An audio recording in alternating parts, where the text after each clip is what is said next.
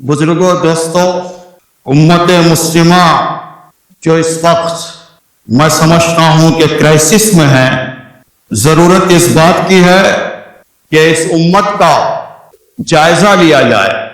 इसलिए आज मैंने अपनी गुफ्तगू का उन्वान रखा है उम्मत मुस्लिमा का शॉर्ट तज्जिया।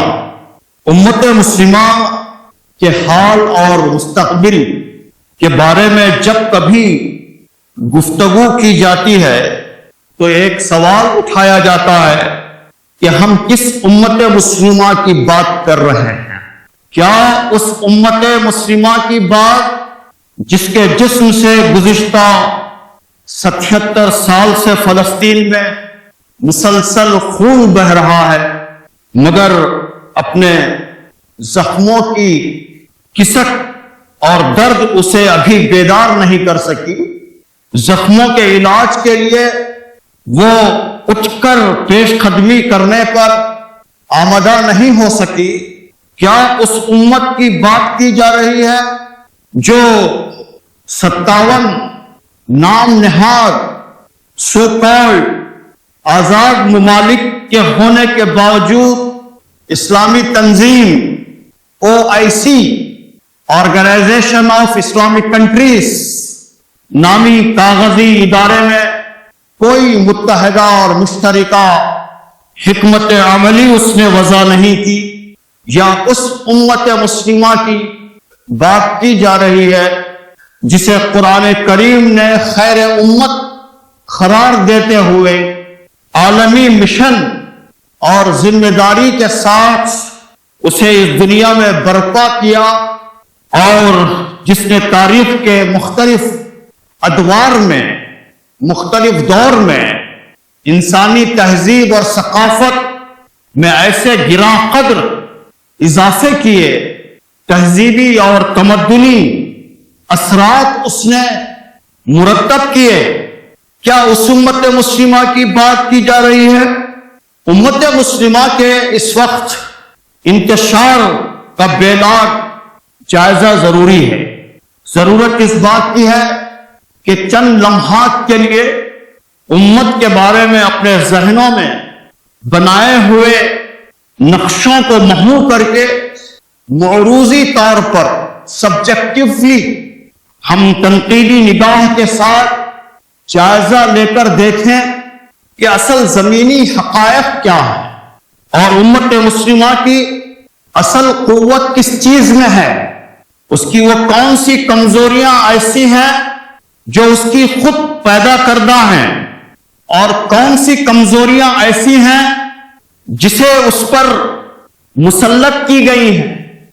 उसके सामने कौन से खतरात हैं, थ्रेट्स क्या हैं, चैलेंजेस क्या हैं, यह देखना बेहद जरूरी है। मौके क्या हैं।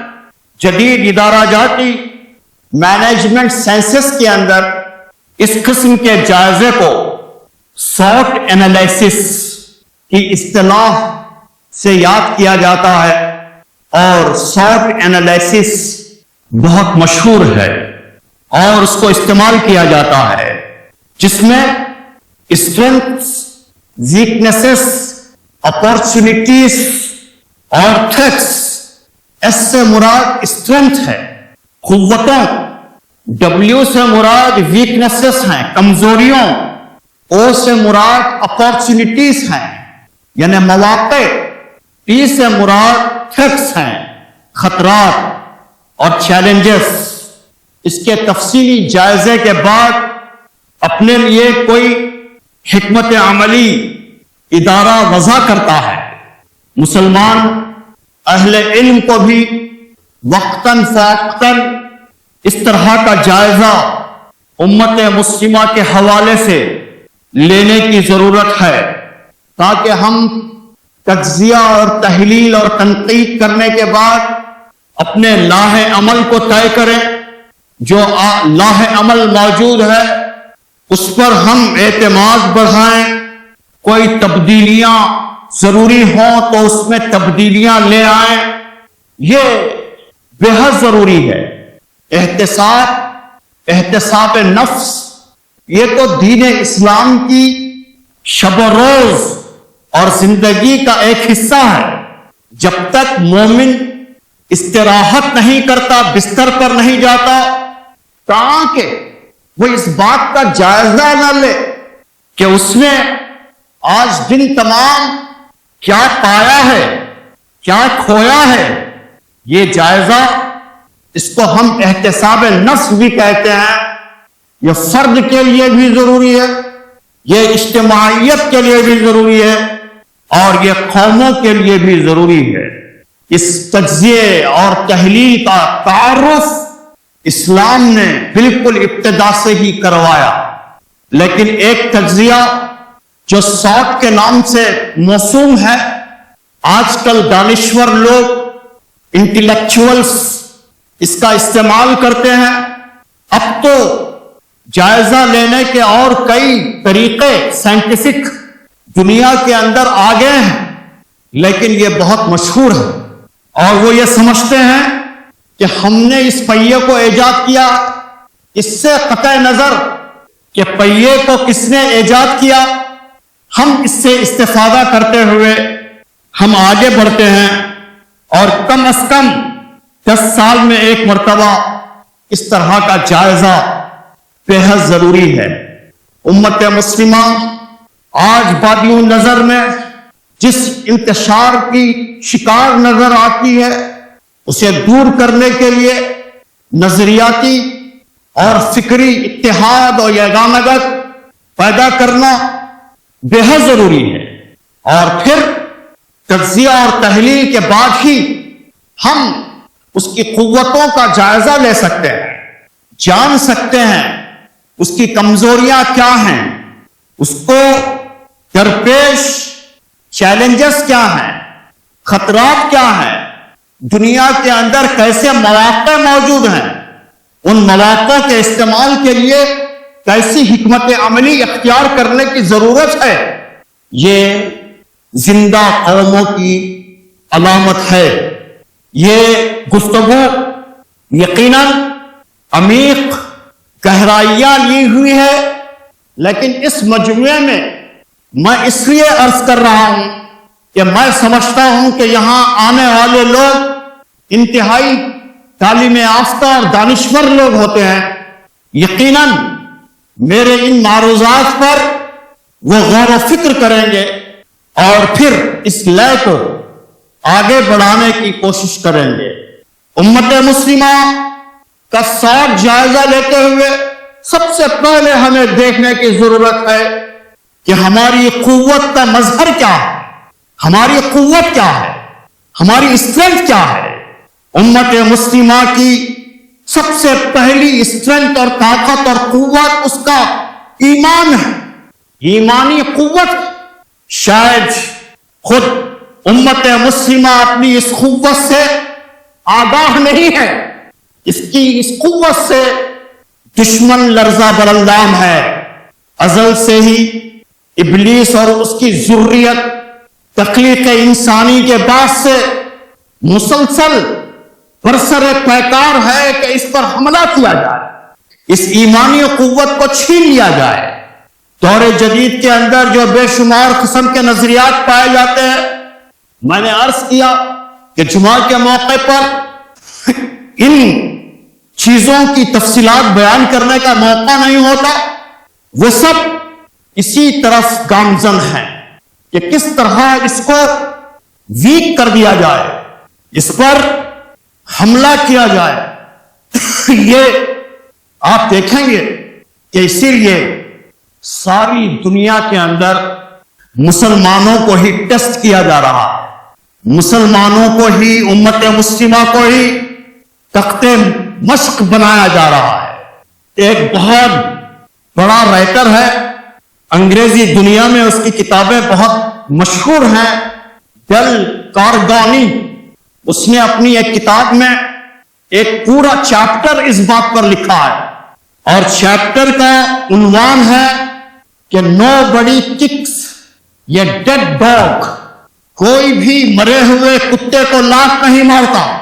आप जानदार हैं, आपके अंदर जिंदगी है, आपके अंदर ईमानी कुव्वत है, اسی لیے تو آپ کو چھیڑا جاتا ہے, آپ پر حملے کیے جاتے ہیں. اسی لیے دوسری جو بہت ہی اہم قوت پائی جاتی ہے وہ ہے رسول اللہ صلی اللہ علیہ وسلم سے بے انتہا امت مسلمہ کی محبت, اٹوٹ محبت. مسلمان ہر چیز کو برداشت کرنے کے لیے تیار ہو جاتا ہے. اس نے مختلف چیزوں کو برداشت کیا, اس نے جانی مالی حملوں کو برداشت کیا, نقصانات کو برداشت کیا اور کرتا رہا ہے, کرتا آ رہا ہے. لیکن وہ شاتم رسول کو ہرگز برداشت کرنے کے لیے تیار نہیں.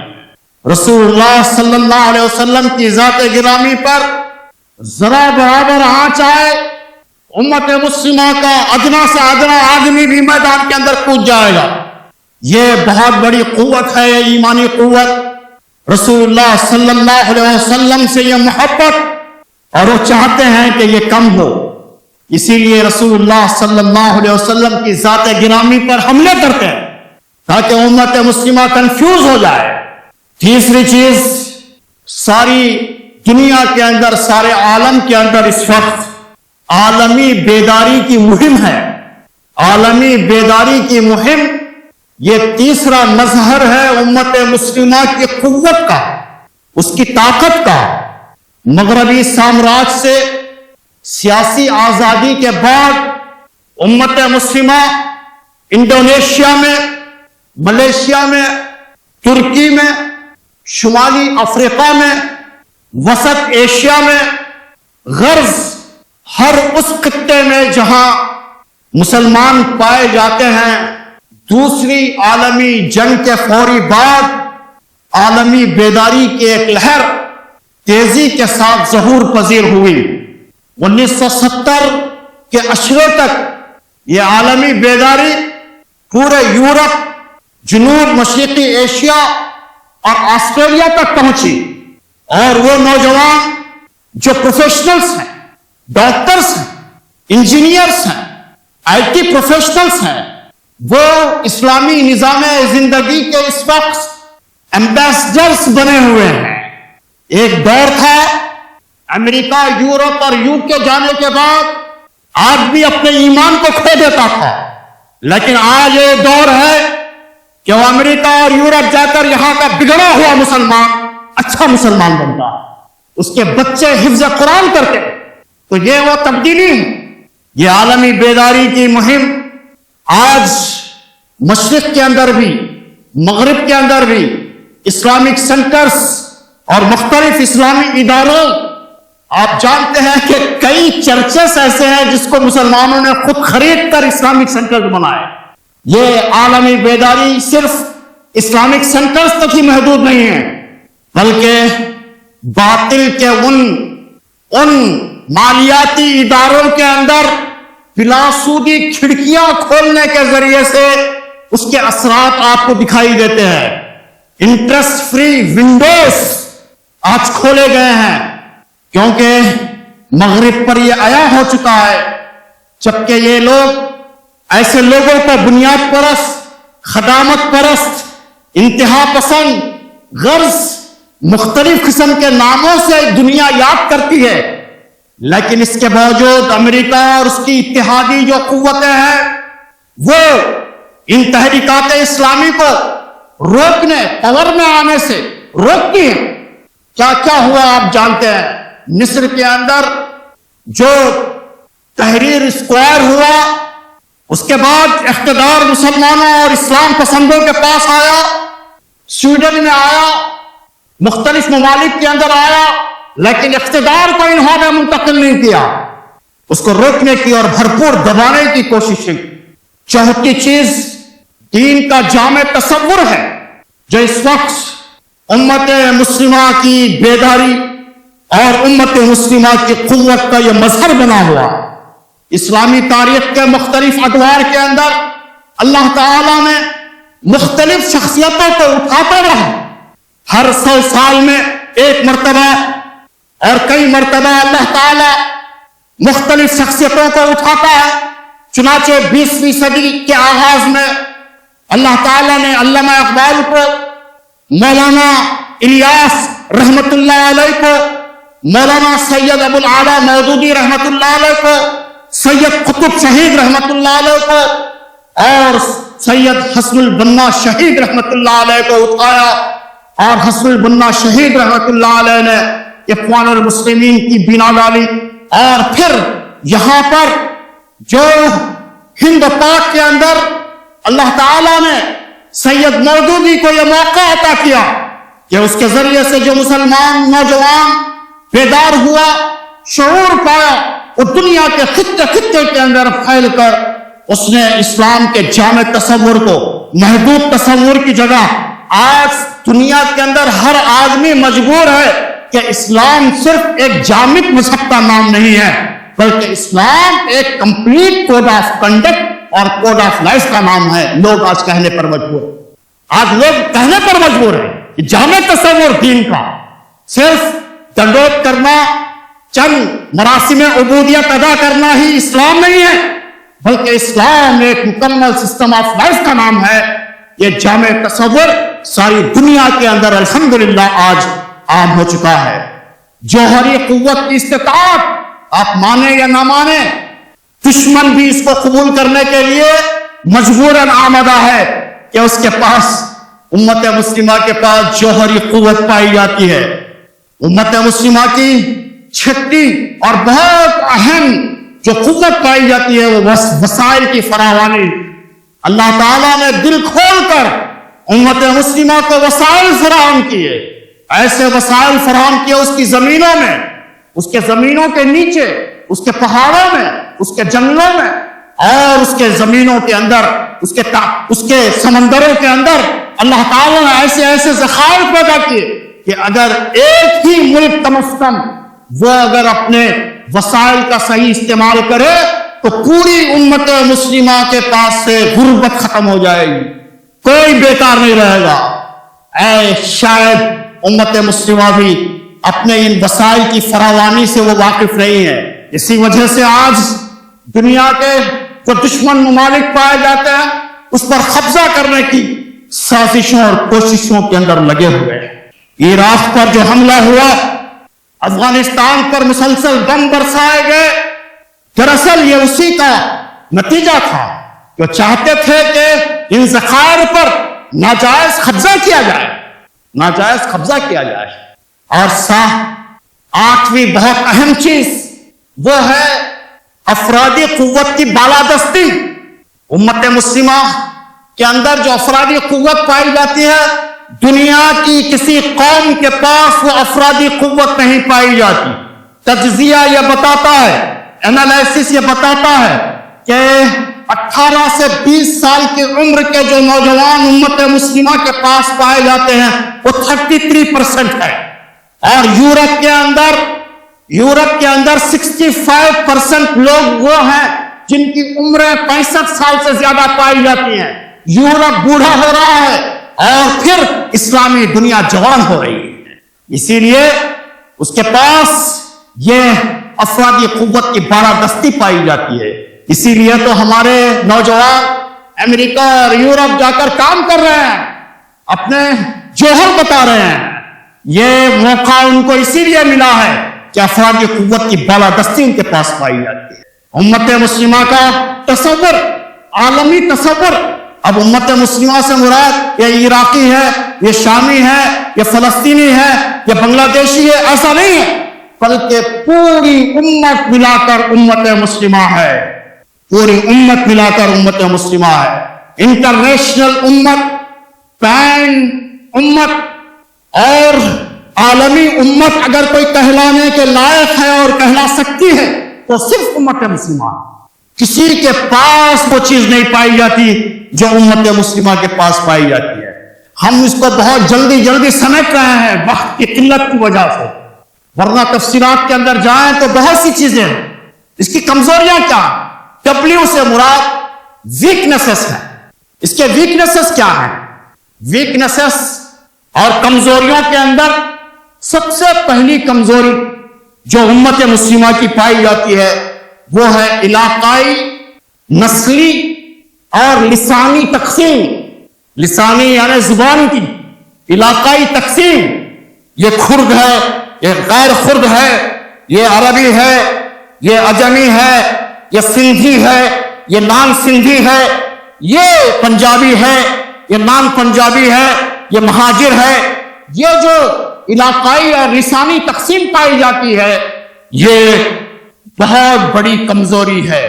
بعض لوگوں کا کہنا ہے کہ ہم اپنی زبان سے اور اپنے علاقے سے ہی پہچانے جاتے ہیں، ہماری پہچان ہونی چاہیے، لیکن یہ خیال دراصل جو استعماری اور سامراجی قوتوں کا نظام تعلیم ہے اور ہندوانہ نظام تعلیم ہے، اس کی دین ہے، جس کی وجہ سے امت مسلمہ کے اندر ایسے تصورات پیدا ہوئے۔ پھر دوسری جو اہم کمزوری پائی جاتی ہے وہ ہے استحصالی قوتوں پر انحصار، ڈپینڈنس آن ایکسپلوٹیٹیو فورسز، جو فورسز ایکسپلائٹ کرتی ہیں ان کے اوپر ہی انحصار پایا جاتا ہے امت مسلمہ کا۔ اور پھر امت مسلمہ کی تیسری کمزوری یہ پائی جاتی ہے کہ عسکری قوت کے لیے دشمن پر انحصار، جتنے ہتھیار ہیں سب دشمن سے خریدتے ہیں، ان کو آپریٹ تک کرنے نہیں آتا، نہ ان کے پاس وہ چیزیں تیار ہوتی ہیں۔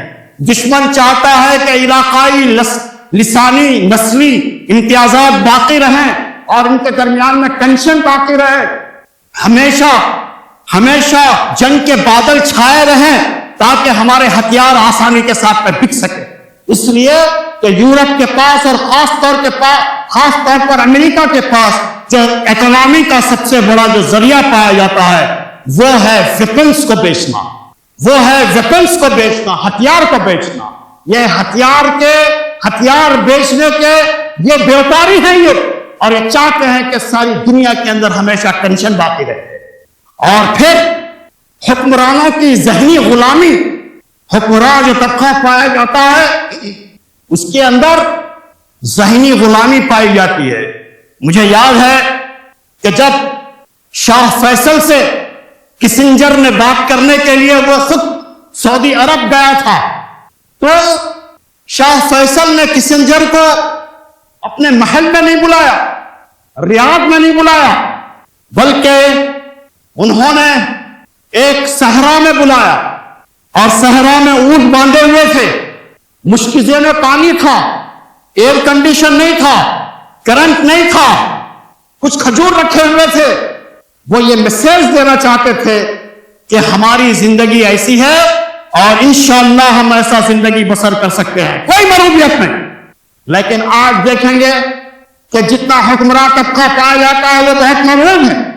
میں 90s میں جب سعودی عرب پہلی مرتبہ گیا تو میں نے دیکھا کہ ان کی ذہنی مرغوبیت اور غلامی کیسی۔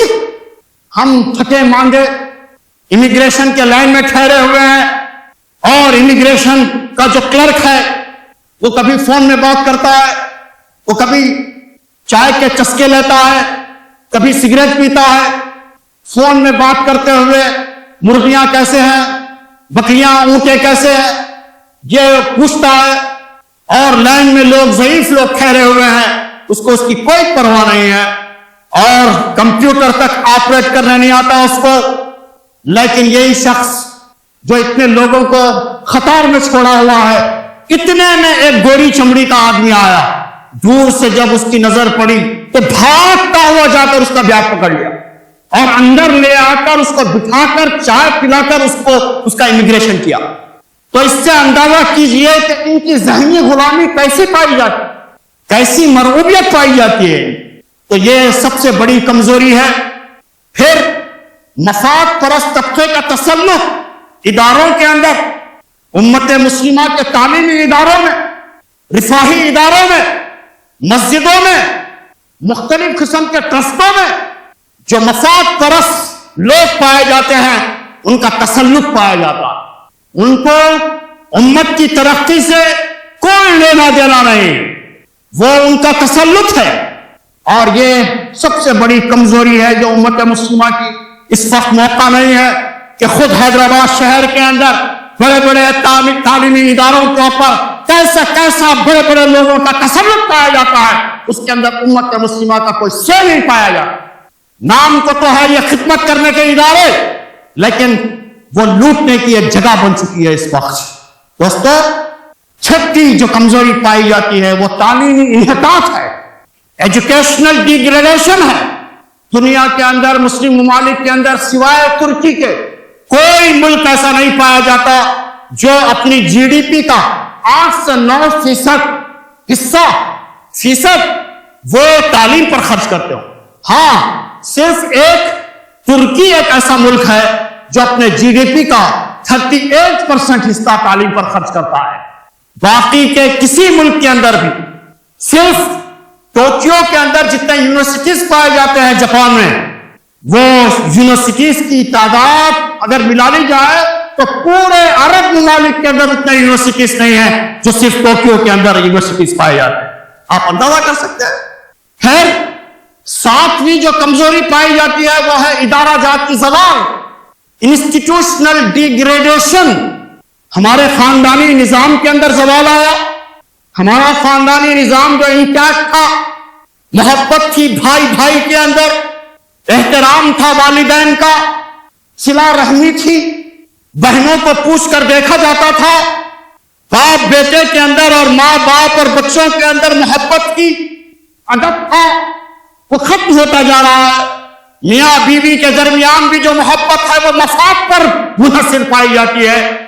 इस तरह आज हमारा खानदानी निजाम डिग्रेडेशन का शिकार है।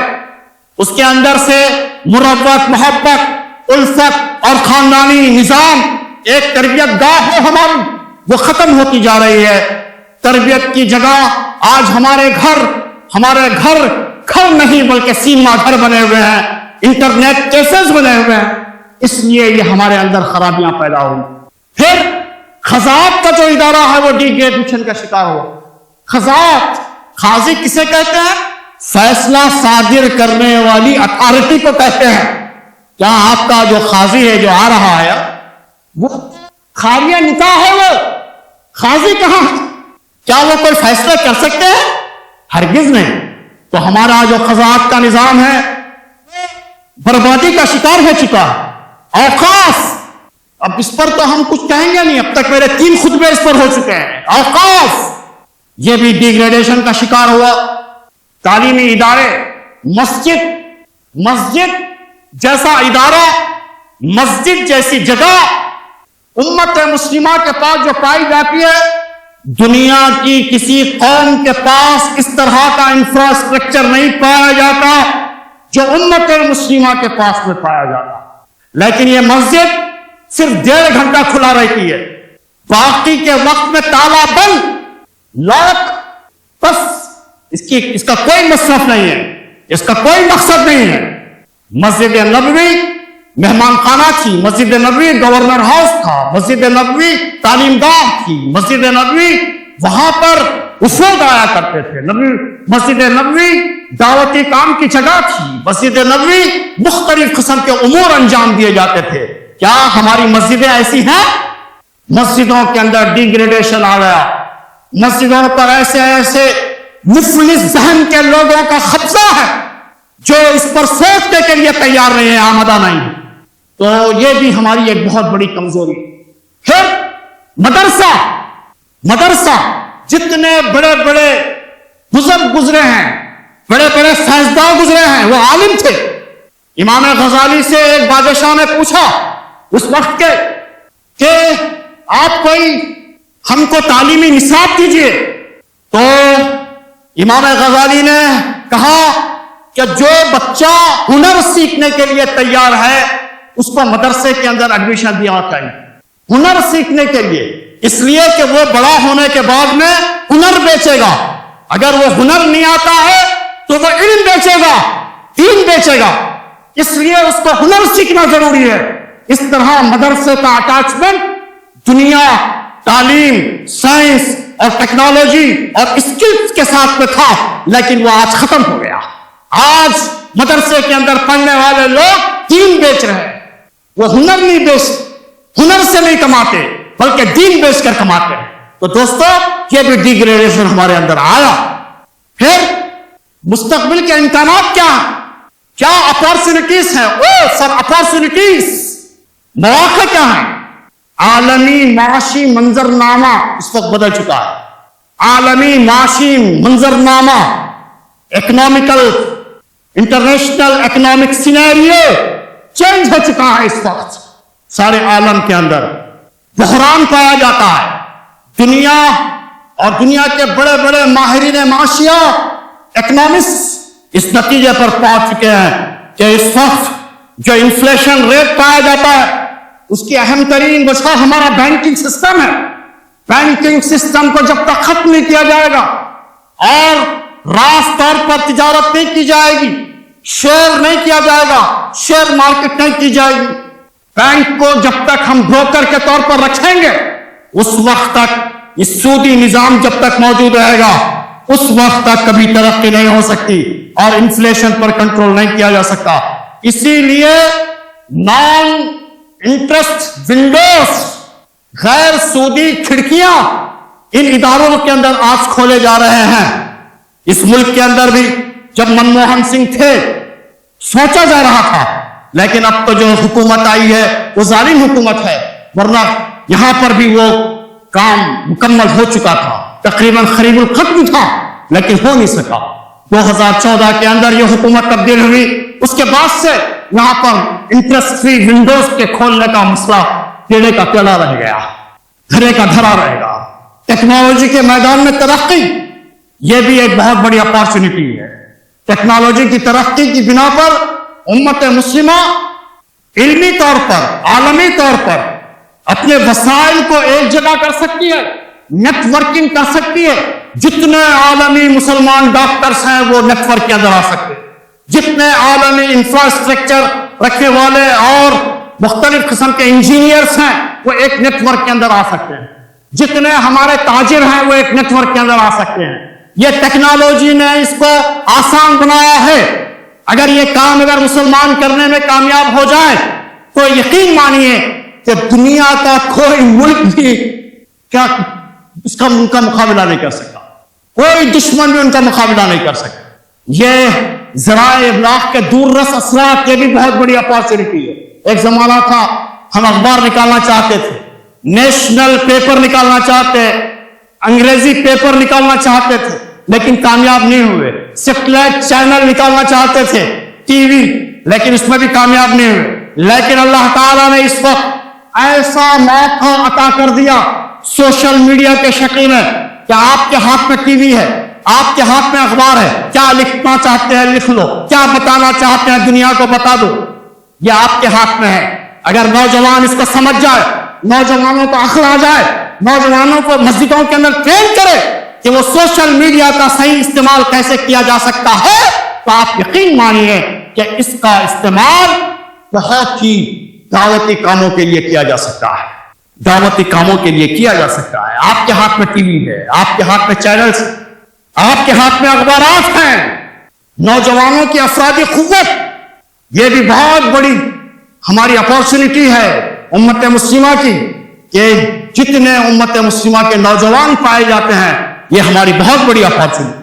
دعوتی مواقع، خاص طور پر اس ملک کے اندر جو دعوتی مواقع پائے جاتے ہیں، آپ کے وہاں امریکہ کے اندر جو ٹریڈ سینٹر کو اڑا دیا گیا، اس کے بعد میں جو دعوتی مواقع پیدا ہوئے، اور پھر اب ہمارے ملک کے اندر جو دعوتی مواقع پائے جاتے ہیں، مسلمان دیکھتے ہی غیر مسلم آپ سے یہ پوچھتا ہے کہ ٹرپل طلاق کیا ہے. مسلمان کو دیکھتے ہی پوچھتا ہے کہ آپ لوگ عورت کو اس طرح مجبور کر برقع پہنا کر کیوں رکھتے ہیں. مسلمان کو دیکھتے ہوئے پوچھتا ہے کہ اوقاف کا مسئلہ کیا ہے. آپ کو چھیڑنے کی ضرورت نہیں ہے، وہ خود آپ سے پوچھے گا.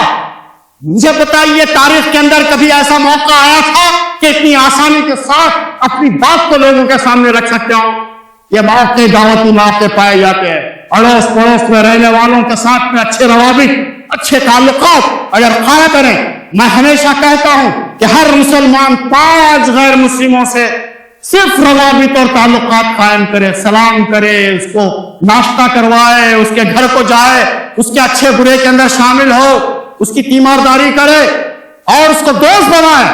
एक मुसलमान 5 गैर मुस्लिमों को, आप यकीन मानिए कि इस मुल्क के अंदर मुस्तकबिल सिर्फ और सिर्फ मुसलमानों का और इस्लाम का होगा, सिर्फ और सिर्फ। ये लोग चाहे कितना ही आपके खिलाफ में जहर उगले, खदशात क्या है, इंशाअल्लाह हम फैक्ट्स क्या है आइंदा की सोहबत के अंदर बयान करने की कोशिश करेंगे। और इस एनालिसिस की रोशनी में हमें क्या करना चाहिए, करने का काम क्या है, क्या हिकमत अमली अख्तियार की जानी चाहिए, इंशाअल्लाह हम इस पर भी अगर जिंदगी वफा की तो उस पर गुफ्तगू करने की हम कोशिश करेंगे। उम्मीद है कि इन बातों को आप आगे बढ़ाएंगे, इसको अपने डिस्कशन में लाएंगे, अपने चबूतरों और बैलानों और दीवान खानों के डिस्कशन के अंदर लाएंगे, अपने दोस्तों से बात करेंगे और ये पैगाम को आम करने की कोशिश करेंगे। इसी उम्मीद के साथ मैंने इतनी गहरी और एनालिसिस और एनालिटिकल बातें मैंने आपके सामने करने की कोशिश की, इस हिम्मत के साथ कि आप यकीनन रिसोर्स पर्सन हैं, आप तालीम याफ्ता रिसोर्स पर्सन हैं, इसीलिए मैंने ये बातें आपके सामने अर्ज की हैं। अल्लाह ताला हमारे साथ खैर का मामला फरमाए। वाखिर दावाना अनिल हम्दुलिल्लाहि रब्बिल आलमीन।